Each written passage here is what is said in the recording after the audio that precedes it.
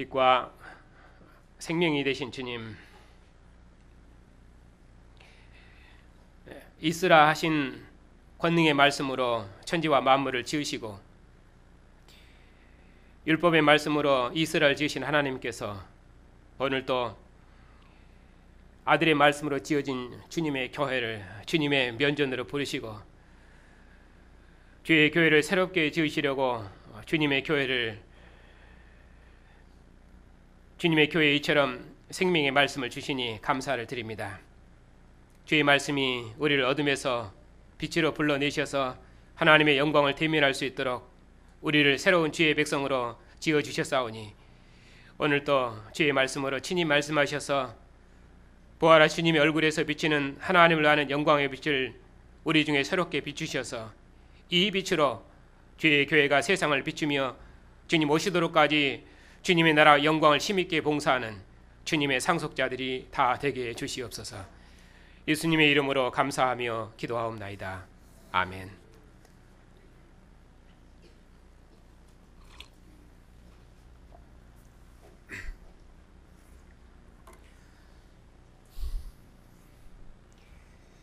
오늘부터는 창세기를 설교하겠습니다. 우리는 창세기 하면은 주일학교 때부터 배운 내용이고 또 성경의 첫 번째 책이어서 우리들이 가장 많이 접하기도 해서 우리는 잘 안다고 생각하기 쉽습니다. 그런데 창세기는 성경을 들어가는 이 문과 같아서 잘못 들어가서는 성경 전체를 잘못 해석할 수 있습니다. 그만큼 창세기가 중요하고 또 그만큼 창세기처럼 어려운 책이 없습니다. 그동안 누가복음과 요한서신 그리고 빌립보서를 설교했기 때문에 여러분이 이번에는 구약을 설교했으면 좋겠다 그렇게 해서 창세기를 설교하기로 했습니다. 근데 해보니까 상당히 어렵습니다. 오늘은 그래서 특별히 창세기 개요를 하려고 했는데 개요는 더 어려운 것 같습니다. 그래도 올해는 우리가 오후에 신앙의 근본 도리에 대해서 공부하기로 했기 때문에 이번 기회에 창세기를 통해서 성경을 어떻게 읽을 것인지 그리고 성경에 대한 이 기본 개념을 우리가 확실히 하고 그리고 우리의 신앙의 토대를 다시 한번 확고히 하는 그런 기회로 삼으시기를 바랍니다. 오늘은 창세기 1장으로 천지창조에 대해서 강론하겠습니다. 창세기는 아담의 죄와 죽음에도 불구하고 언약에 신실하신 하나님께서 아담과 하와에게 주신 이 생명의 언약을 어떻게 역사의 목표에 이르게 하시는가 하는 것을 증거하는 언약 역사입니다. 그래서 에덴의 아담으로부터 시작된 이 생명의 언약 역사가 야곱이 그의 12아들을 축복하면서 생육하고 번성하는 이 하나님의 생명의 언약 역사가 완성되고 그리고 상속자 요셉을 통해서 온 이스라엘이 하나됨을 통해서 한 단위를 이루고 있습니다. 아브라함에게 땅과 후손을 약속하신 하나님께서 그 후에 모세를 통해서 이스라엘을 애굽에서 구원하시고 그리고 시내산에서 언약을 맺으시고 그리고 다윗에게서 가나안 땅에 하나님의 나라를 완성하셨습니다. 그러나 이스라엘이 그들의 죄 때문에 바벨론에 포로되었지만은 하나님 언약에 신실하셔서 자기 백성을 바벨론 포로에서 구원하시고 돌아온 백성들에게 아담에게서 다윗 가문에 이르는 그 족보를 기록해 주심으로 자기 백성을 향한 하나님의 생명의 약속은 변함없다 하는 그 사실을 확증해 주십니다. 그것이 역대기 족보입니다. 그런데 하나님의 이 생명의 언약 역사는 신실하고 신실해서 역대기 족보를 이을 새로운 족보를 구약 역사의 마지막에 다시 기록해 주십니다. 그 족보가 마태복음에 있는 예수님의 족보입니다. 어느 역사나 새로운 족보는 새로운 시대와 또 또 새로운 나라와 새로운 구원을 가져오는 하나님의 언약의 신실함을 확증하는 하나님의 구원 역사입니다. 구약 역사의 끝날에 하나님께서는 멸망해버린 이스라엘 위해서 다윗과 아브라함의 후손으로 하나님의 아들을 보내심으로 생명의 언약 역사를 이처럼 목표에 이르게 하셨습니다. 그래서 하나님께서는 하나님의 구원을 소망하는 이스라엘 백성들에게 다윗과 아브라함의 후손이신 예수님의 족보를 기록해 주심으로 조상들의 언약을 이루신 신실하신 하나님으로 자신을 나타내십니다. 그래서 다윗의 후손왕의 족보를 기록하면은 마태복음 족보이고, 그리고 온 인류가 하나님에게 이르는 구원의 족보를 기록하면은 그러면 그건 누가복음 족보입니다. 그래서 우리는 이 예수님의 족보에서 하나님께서 이루어진 이 생명의 역사의 목표를 볼 수가 있습니다. 예수께서는 창조의 처음부터 시작하신 하나님의 구원과 이 생명의 역사를 완성하시고, 그리고 목표에 이르게 하시는 하나님의 마지막 상속자이십니다. 그러므로 예수님을 통해서 출생한 이 사도의 교회, 우리가 창조로부터 시작된 이 생명의 언약 역사를 상속받고 누리는, 그리고 그 나라를 역사의 목표에 이르게 하는 새 역사의 일에 참여하는 영광스러운 백성이다. 이런 교회의 정체성, 이걸 우리가 이 창세기를 통해서 배우겠다 하는 것입니다. 그래서 교회는 주님 오시도록까지 이 생명의 역사를 주님과 함께하는 새로운 피조물이고, 또 하나님의 마지막 성석자인 주님과 함께 생명의 언약 역사를 완성해 갈 것입니다. 이것이 오늘날 역사의 마지막을 사는 그리스도의 교회의 정체성입니다. 그러므로 하나님의 역사의 목표는 하나님께서 창조하신 세계를 죄에도 불구하고 죄로부터 자기 나라와 백성을 구원하심으로 목표에 이르게 하시는 생명의 역사이다. 구원 역사이다.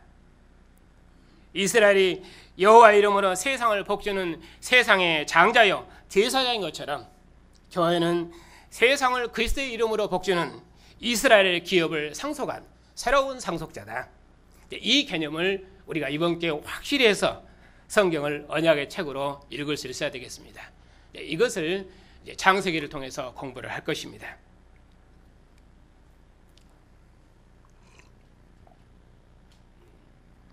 자, 그러면은 창세기는 어떤 책인가?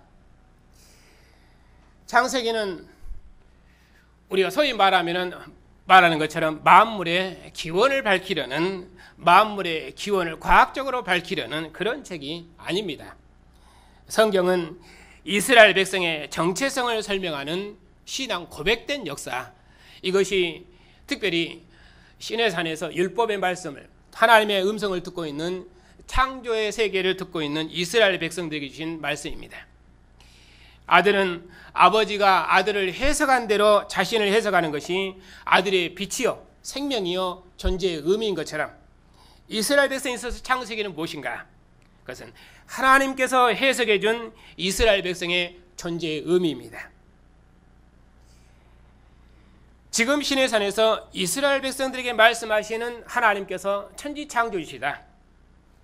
족장들의 하나님께서 이스라엘 하나님이시며 이스라엘 애굽에서 인도하신 하나님이 조상들의 하나님이시다. 가나안 땅을 하나님 나라로 경영하도록 이스라엘 부르신 하나님께서 천지와 만물을 지으신 창조주이시며 그 하나님께서 이스라엘 위해서 천지와 만물을 지으셨으며 천지와 만물은 이스라엘 위해서 운행하고 세상에 많은 민족이 있지만은 이스라엘은 온 창조세계의 장자이고 또 하나님의 영광과 기쁨이다. 그 하나님께서 이스라엘을 인도하고 보호하고 지키실 것이니 이스라엘은 두려워 말고 가나안 땅을 정복하고 하나님 나라로 경영해라 하는 것이 시내산에서 율법의 말씀을 듣고 있는 이스라엘 백성들에게 하나님께서 말씀하시는 창조 이야기입니다. 어느 역사나 그렇지만은 그 역사를 쭉 나열하면은 그러면은 그 역사의 내용이 우리에게 의미로 다가오지 않습니다. 그렇기 때문에 그 역사가 어떤 의미가 우리에게 있는지 그것을 해석하고 설명해 주는 것이 역사를 소유하는 것이죠. 그런 것처럼 성경도 그러합니다. 에덴은 하나님께서 친히 거니시는 하나님의 궁전이며 아담은 하나님의 궁전에서 만물을 다스리는 하나님의 상속자인 것처럼 이스라엘은 하나님의 장자로서 가나안 땅을 하나님께서 친히 함께 하신 나라로 다스리며 통치하시는 여호와의 나라 백성이다. 천지와 만물을 하나님의 생명이 충만한 세계로 지으시고 아담을 그 생명의 세계를 다스리는 하나님의 대리자로 세우신 그 하나님께서 곧 이스라엘의 하나님이시다. 아브라함을 부르셔서 땅과 후손을 약속하시고 그들을 새로운 민족으로 부르시고 생육하고 번성하는 복을 주셔서 하늘의 별처럼 번성케 하시고 그리고 땅과 후손을 주리라는 그 약속을 따라서 지금 시내산에서 이스라엘 백성을 부르셔서 나라를 설립하실 때 그들의 출생의 기원을 설명하는 것이 창세기다. 이처럼 이스라엘을 홍해에서 씻어 건지셔서 자기 백성으로 깨끗게 하시고 시내산에서 여호와의 제사장 백성 삼으신 여호와가 누구시냐? 천지 창조주시다. 그리고 그 하나님께서 가나안 땅에 하나님의 나라를 세우시고 열국으로 다윗의 하나님께 복종케 하셨습니다. 그리고 이제 다윗의 우선 오신 그리스도를 죽은 자 가운데 살리셔서 만유의 상속자 삼으심으로 이 아들만 만민이 믿어 복종할 하나님 보내신 하나님의 상속자이다. 그러므로 우리의 신앙 고백은 무엇입니까? 이스라엘의 하나님의 형상으로 하나님의 창조 세계를 다스리고 통치하는 거룩한 나라요 제사장 백성인 것처럼 우리는 그리스도의 형상을 입은 거룩한 나라와 제사장 백성으로서 하나님께서 그리스도의 영광으로 만물을 새롭게 하도록까지 아들의 통치에 참여하며 그리스도의 나라를 봉사하는 영광의 증인이다 하는 것이 우리의 신앙 고백입니다. 그런 의미에서 역사적으로는 창조기사가 먼저이고 시내산의 이스라엘이 나중이지만 지금 시내산에서 이스라엘과 언약하신 하나님께서 이스라엘의 정체성을 설명하시면서 창조 이야기를 하시기 때문에 해석적으로는 시내산 언약이 창조 언약을 설명하는 것입니다. 이처럼 하나님께서 이스라엘과 함께 하신 이 생명의 역사를 세상 끝날에 아들을 통해서 완성했기 때문에 해석적으로는 오늘날 주님의 상에서 주님의 음성을 듣는 교회가 구약 역사를 해석하고 설명하는 것입니다. 하나님께서 자기 백성과 함께 하시는 이 구원 역사는 그 역사가 완성되고 새롭게 시행되는 바로 그 시점에서 해석되고 그리고 더욱 온전한 성취를 향해서 역사는 발전하고 발전하기 때문에 창세기를 해석할 뿐만 아니라 모든 성경을 해석할 때 이 개념은 아무리 강조해도 부족함이 없습니다. 그래서 이 개념은 성경을 읽어가는 근본 토대이기 때문에 설교할 때마다 이 개념은 거듭거듭 반복할 것입니다. 여기까지는 창세기를 해석하기 전에 창세기를 그럼 어떻게 읽어야 될 것인지에 대해서 말씀을 드렸습니다. 그리고 이제 본문을 읽어가면서 보겠습니다.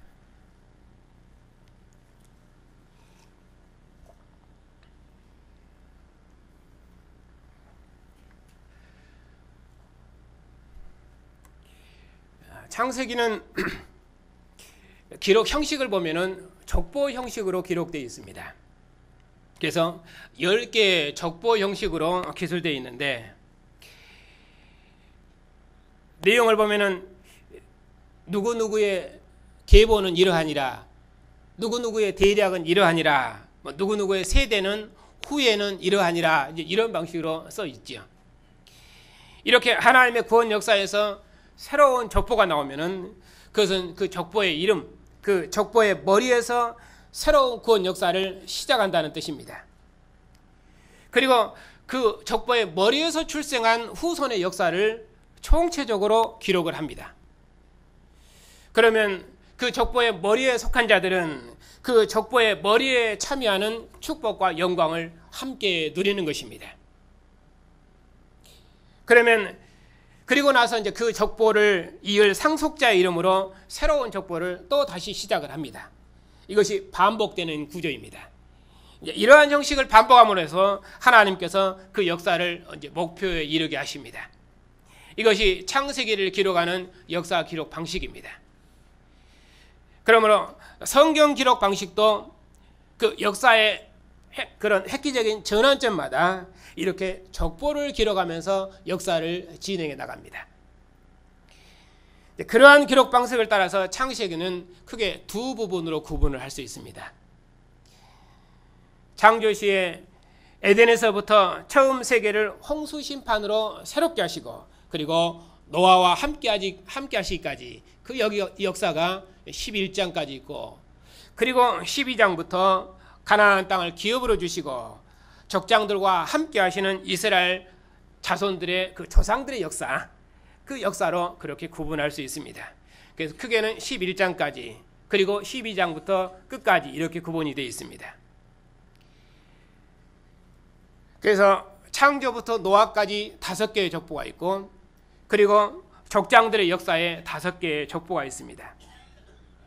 앞에 5개의 족보는 천지창조의 대략은 이러하니라, 그리고 첫사람 아담의 족보, 그리고 노아에게서 끝나니까 노아의 족보가 있죠. 그리고 노아에게서 온 인류가 번성하고 번성했기 때문에 노아의 아들들은 상속자 하나를 언급하지 않고 노아의 상속자는 셋을 다 언급을 합니다. 그래서 셈, 함, 야벳의 후예는 이러하니라. 그리고 나서 이제 그것을 이을 상속자 셈의 후예, 이렇게 5개가 기록이 되어 있습니다. 그리고 족장들의 역사에서는 그러면 아브라함을 부르시잖아요. 그러니까 아브라함의 아버지인 데라의 후예는 이러하니라. 그래서 데라로부터 시작을 해서, 그래서 아브라함이 낳은 이스마엘과 이삭, 그래서 이스마엘의 후예와 이삭의 후예, 그들을 상속하는 에돔과 그리고 야곱의 후예, 이런 구조로 이렇게 5개 이렇게 되어 있죠. 흐름을 따라 보면은 10개의 족보를 그냥 알 수가 있습니다.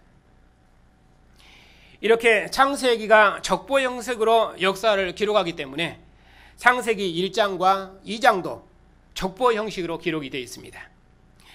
그래서 1장에서는 하나님의 창조를 먼저 총체적으로 기술을 하고, 그리고 나서 2장에서는 그러면은 그 창조 세계의 상속자인 아담을 중심해서 다시 창조 기사를 설명을 합니다. 그러니까 족보 기록 방식이죠. 그러니까 1장과 2장이 모두 다 하나님의 창조를 말하고 있지만은 1장에서는 하나님께서 천지와 만물을 하나님의 생명이 충만한 그런 기쁨에 거쳐, 하나님의 기쁨에 거쳐, 하나님의 친히 거쳐 하시는 하나님의 성소로 지으시고, 그리고 하나님께서 지으신 그 모든 만물 중에 하나님의 형상으로 지음받은 사람을 하나님의 창조 세계를 다스릴 하나님의 대리자, 하나님의 상속자로 지으십니다. 그리고 그러면 2장에서는 어떻게 하겠습니까? 그 온 창조 세계를 유업으로 받을 상속자, 그 상속자 이야기를 다시 설명을 해야 되겠지요. 그것이 성경에서 창세기가 족보 방식으로 역사를 기술하는 방식이기 때문에 창조 이야기도 그렇게 설명을 하는 것입니다. 그래서 이것이 창세기 1장과 2장의 관계인데, 이런 관계 때문에 1장과 2장의 창조 기사가 반복되는 것 같지만은 그러나 내용은 전혀 다르게 되어 있습니다. 그래서 창세기 1장과 2장에서 하나님의 이름도 다르지요. 1장에서는 하나님의 이름을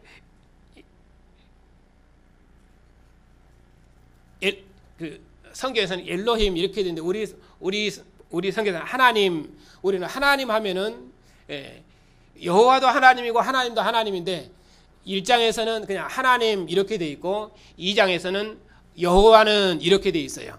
그래서 엘로힘 1장에는 엘로힘 하나님, 2장에서는 여호와 하나님 이렇게 부르거든요. 그냥 이름은 그냥 단순한 부호가 아닙니다.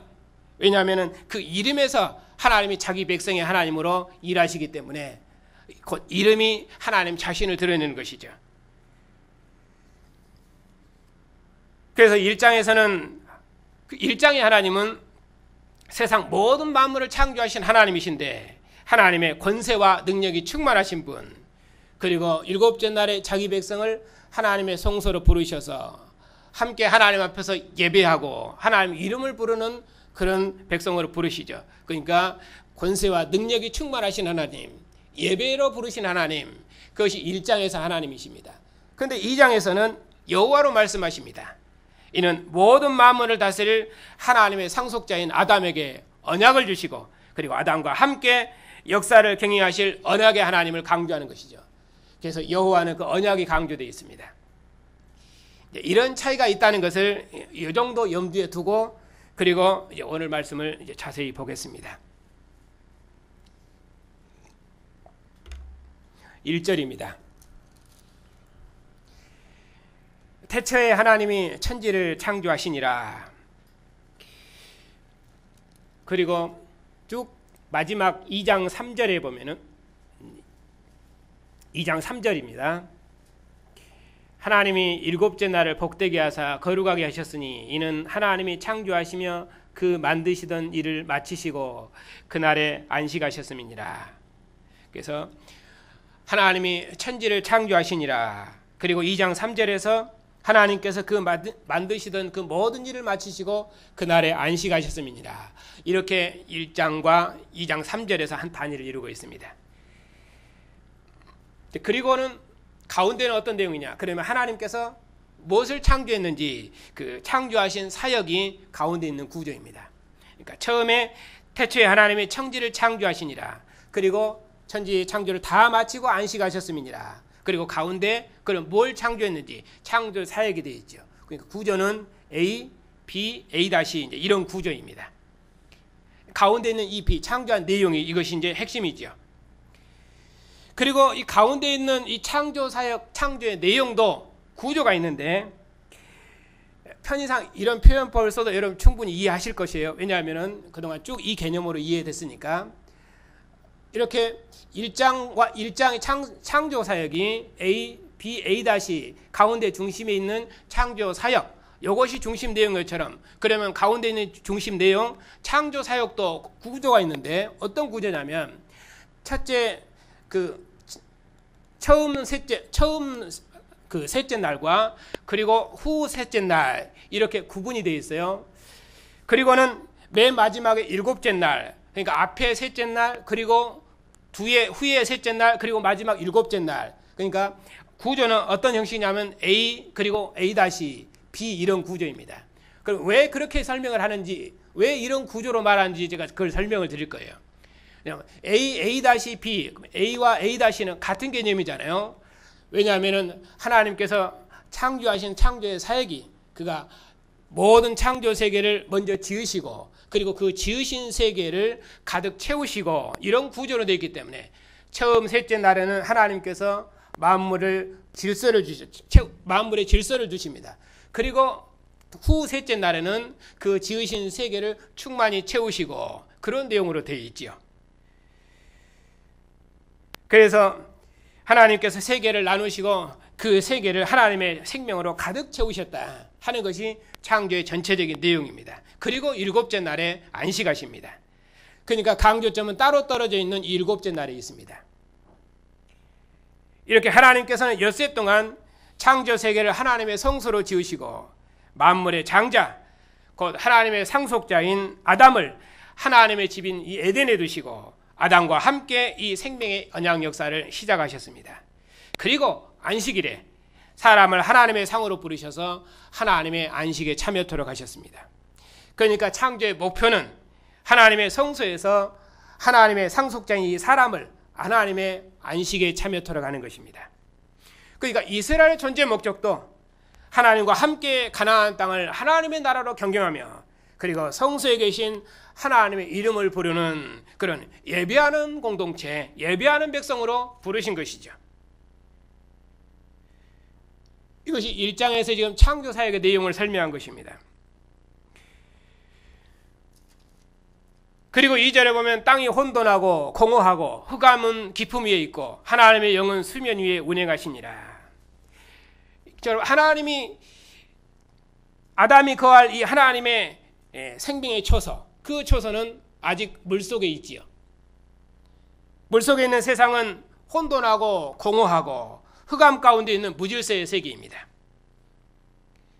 그러나 물속에서 드러난 세상은 물로 씻어 정결함을 입은 이스라엘처럼 하나님과 그의 상속자의 거처로 새롭게 출생되었습니다. 노아의 세계가 물로 정결함을 입은 것처럼 물에서 나온 세계는 정결해서 하나님의 상속자인 아담이 친히 거처하는 생명의 처소가 되었습니다.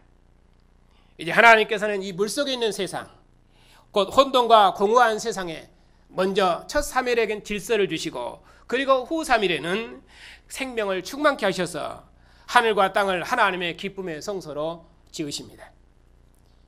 그리고 그 지으신 세계를 사람과 함께 기뻐하시고 제7일에 하나님께서 안식하셨습니다. 첫째 날에는 빛을 지으시고 그리고 그 빛을 빛과 어둠으로 나누셨습니다. 그리고 둘째 날에는 궁창을 지으시고 궁창 위의 물과 궁창 아래의 물로 나누셨습니다. 그리고 셋째 날에는 땅을 드러나게 하시고 그 땅을 풀과 채소와 나무로 가득 채우셨습니다. 그리고 하나님께서 기뻐하셨는데 2번이나 기뻐하셨습니다. 그러니까 이 기뻐하셨다는 말이 2번 반복되는 것이 셋째 날과 여섯째 날입니다. 그리고 여섯째 날에는 심히 기뻐하셨다고 기쁨을 크게 강조하십니다. 그러니까 셋째 날, 여섯째 날 이렇게 기쁨을 2번 반복하기 때문에 그 단위로 되어 있어요. 그래서 A-B 이런 구조로 나눈 것입니다.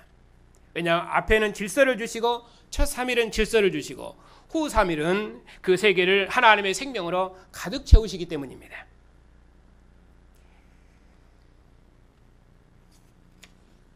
그리고 넷째 날에는 뭘 하셨습니까? 그러면 둘째 날에 지으신 이 궁창을 광명체들로 채우시고 그리고 그것들로 온 땅을 비추게 하십니다.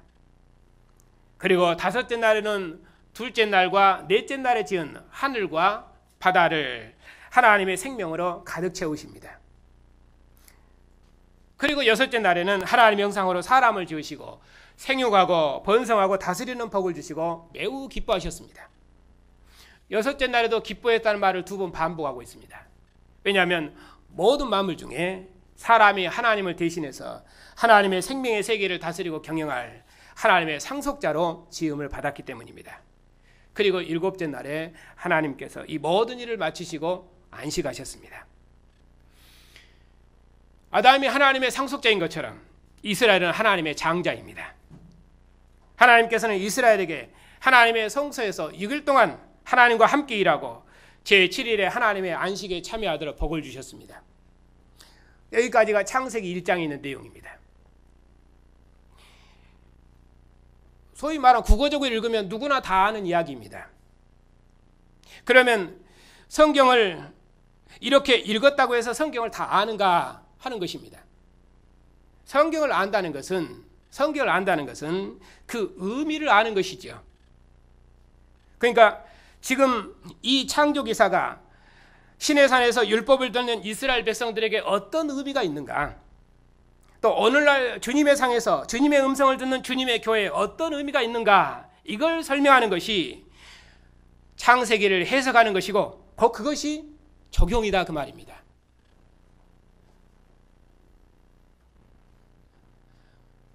우리가 역사를 배울 때도 그러잖아요. 역사적 사건들을 아무리 나열을 해봐야 그것은 내게 아무런 의미가 되지 않습니다. 그러나 그 역사적 사건들이 서로 어떻게 연결되는지, 그 역사가 오늘날 내게 어떤 의미가 있는지를 설명을 해줘야 이전 역사가 내게 생명이 되고 그것이 내게 의미로 다가오는 것이지, 그걸 아무리 나열해봤자 그건 생명이 되지 않는 것이죠. 그처럼 성경을 읽는다는 것도 그러한 것입니다.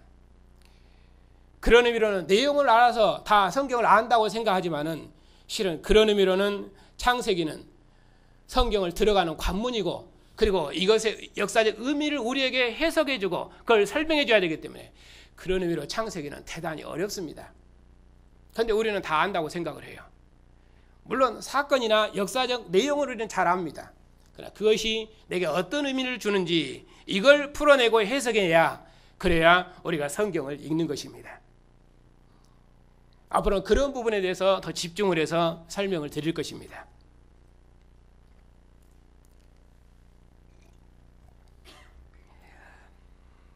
그러면 창세기는 무엇인가?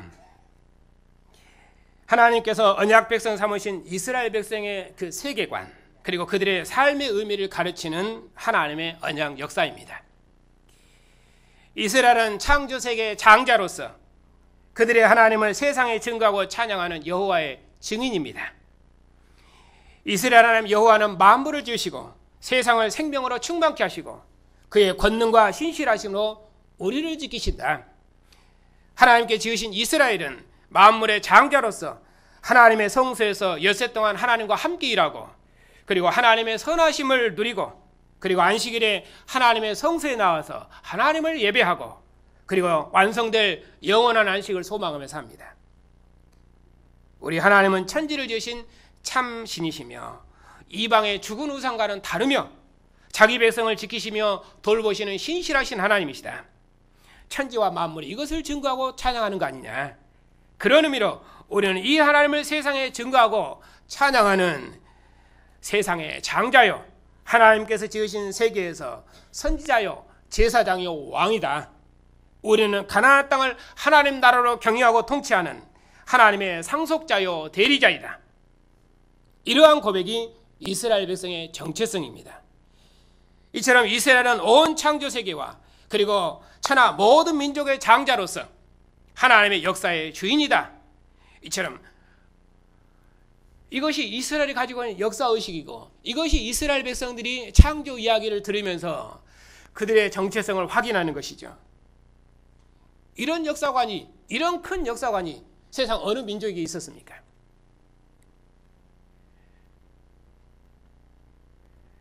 이제 하나님께서 이 생명의 역사를 완성하셨습니다. 천지와 만물을 지으시고 세상에 생명과 질서를 주신 하나님께서 참 생명과 참 빛으로 이제 세상에 오셨습니다. 이스라엘을 애굽에서 구원하시고 열국의 장자로 부르시고 그들에게 가나안 땅과 성소의 생명과 안식을 주신 하나님께서 이제 아들을 보내셨습니다. 창조의 주님이시여 첫 성소 에덴에서부터 세상과 함께 하신 이 생명의 하나님께서 자신의 영광과 기쁨을 위하여 이스라엘을 그의 상속자로 지으시고 날마다 자기 백성과 함께 사셨습니다. 그 하나님께서 이제 세상에 그의 상속자로 아들을 보내셔서 죽음의 세계에서 새로운 생명을 일으키셨습니다. 죽음을 이긴 생명, 썩어짐을 이긴 생명으로 교회를 새로운 피조물로 지으셨습니다. 성소에 속한 생명으로, 하늘 성소에 속한 생명으로 새롭게 지으시고 하늘 성소에서 하나님과 함께하는 영원한 생명과 기쁨을 주셨습니다. 아담으로 에덴을 다스리도록 하신 하나님께서, 이스라엘로 가나안 땅을 다스리도록 하신 하나님께서 그리스도 예수 안에서 하늘에 속한 상속자로서 만물을 다스리는 제사장 나라와 권세 있는 백성으로 주의 교회를 세우셨습니다. 그리고 죽음을 이긴 생명이 충만한 역사의 종말을 소망하며 하나님의 마지막 경영을 봉사할 수 있도록, 하나님의 마지막 역사를 봉사할 수 있도록 교회를 주의 나라와 백성 삼으셨습니다. 우리 주 예수를 죽은 자 가운데 살리신 하나님께서 교회를 새로운 피조물로 지으시고 만물의 상속자로 삼으시고 만유를 주님 앞에 복종시키는 권세 있는 증인 삼으셨습니다. 이 얼마나 권세 있는 백성이며 영광스러운 역사를 봉사하는지 그 은혜를 우리가 다 측량할 수가 없습니다. 이스라엘을 장자로 보신 하나님께서 자신의 권능과 신실하심으로 이스라엘을 지켜오셨습니다. 만물의 장자로 이스라엘 지으신 하나님께서 이스라엘 하나님의 성소에서 6일 동안 함께 일하며 하나님의 선하심을 누리게 하셨다가 7일에 하나님의 안식에 참여케 하시고 영원히 완성될 하늘의 안식을 소망하며 살게 하셨습니다. 이스라엘의 하나님은 천지를 지으신 분이시며 가나안의 죽은 우상이 아니며 천지와 만물이 이스라엘 하나님을 증거하고 노래하고 찬양합니다. 이스라엘은 천지와 만물을 지으신 이 하나님을 증거하며 찬양하는 세상의 장자요, 선지자요, 제사장 백성이며 왕입니다. 그 하나님께서 그리스도의 얼굴에 비치는 하나님의 영광이라는 빛을 새롭게 비추셨습니다. 교회를 하나님의 상속자요, 선지자요, 제사장과 왕으로서 그리스도의 통치에 참여하게 하셨습니다. 하나님께서 그리스도의 영광으로 만물을 새롭게 하도록까지 복음의 말씀으로 만물을 새롭게 창조하는 권세 있고 능력 있는 증인들이 되게 하셨습니다. 이 얼마나 영광스러운 증인들입니까? 부활의 영광의 빛 가운데 사시는 성도 여러분들, 주님께서 죽은 자 가운데서 부활하셔서 생명의 역사를 이제 새롭게 여셨습니다. 첫 인류를 아담의 형상으로 지으셔서 만물을 경영토록 하신 하나님께서 이제는 우리를 그리스도의 형상으로 입은 새로운 피조물로 지으셔서 우리로 주님의 얼굴빛 앞에서 이 생명의 세계를 경영할 수 있도록 지금도 부활의 생명의 빛을 비추시고 주의 교회를 인도하십니다. 첫 생명을, 첫 세계를 하나님의 생명의 기운으로 살게 하신 하나님께서 이제는 부활하신 주님의 생명과 영광의 빛으로 새로운 생명을 우리에게 호흡하셨습니다. 첫 창조의 빛으로 이스라엘을 지키신 하나님께서 이제는 아들의 얼굴에서 비치는 생명의 빛을 우리에게 비추시고 우리를 눈동자처럼 지키셔서 우리로 하늘의 안식을 누리게 하셨습니다. 빛에서 빛으로, 생명에서 생명으로, 안식에서 안식으로 주님 오시도록까지 참 생명의 빛을 비추게 하셨습니다. 우리에게 비춰진 새로운 빛, 영광의 빛, 생명의 빛, 이 빛이 그리스도 예수의 얼굴에서 우리에게 비춰졌습니다. 이제 오늘 또 주님의 교회가 주님의 상에 앉았습니다. 이스라엘 여호와의 상으로 부르셔서 그들을 성수의 생명으로 부욕케 하신 하나님께서 이제는 교회를 주님의 상으로 부르셔서 주의 피와 살로 먹이시고 하늘의 생명을 먹이심으로 영원한 안식으로 복 주셨습니다. 그 생명의 상에서 아담이 하나님의 형상이었던 것처럼 이제 교회는 그리스도의 형상을 입은 새로운 피조물이 아니냐, 이제 교회는 그리스도의 형상을 입은 주님의 상속자가 아니냐, 이것이 우리의 정체성인데 이 정체성을 우리에게 밝히 비추셨습니다. 사람을 하나님의 생명의 기운으로 살게 하신 하나님께서 이제는 교회를 부활의 생명의 빛으로 살게 하셨습니다. 여호와께서 물로 옛 세계를 정결케 하신 것처럼 이제 주님 다시 오시면 우리는 불로 정결케 된 새로운 세상을 상속받을 것입니다. 영광에서 영광으로 주님 다시 오시도록까지 주님 속히 오시옵소서. 주님 오시기를 간절히 소망하며 부활의 영광의 빛 가운데서 이제 우리의 삶을 경영하십시다. 하나님께서 그리스도의 영광으로 만물을 새롭게 하도록까지 비록 썩어짐이 왕노할지라도 온 세상이 주님을 거절할지라도 우리는 결단코 낙심하지 아니하고 부활하신 예수께서 통치하시니 주님의 통치를 받으라고 우리는 힘있게 증거할 것입니다. 만국이 그 빛 가운데로 다니고 땅의 왕들이 자기 영광을 가지고 성소로 들어오도록까지 첫 창조의 빛이 사라지고 그리스도의 얼굴에 비치는 참 생명의 빛이 온 창조 세계를 비추도록까지 영원한 상속자이신 주님과 함께 온 세상을 우리 주와 그 그리스도의 나라로 경영하는 주님의 기쁨과 주님의 영광과 주님의 영원한 상속자들이 다 되시기를 축복합니다.